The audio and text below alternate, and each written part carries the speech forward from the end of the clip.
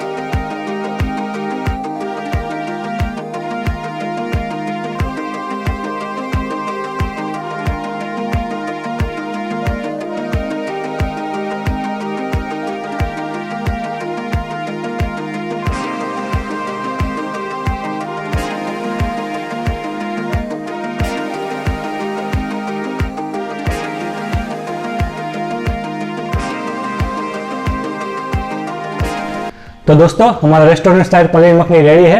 आप भी ज़रूर बनाइए अपने घर में और कैसी बनती है मुझे कमेंट में ज़रूर बताइए। और आपको ये रेसिपी कैसी बनी वो भी मुझे बताइए कमेंट्स में। और आपको ये रेसिपी पसंद आई तो ये रेसिपी को लाइक करिए, शेयर करिए और सब्सक्राइब कर दीजिए मेरे इस केकेस किचन चैनल को। आपका दोस्त कुंज नई नई स्वादिष्ट रेसिपियाँ लेके आएगा केकेस किचन में। जुड़े रहिए मेरे चैनल के साथ। Thank you so much. Thank you for watching.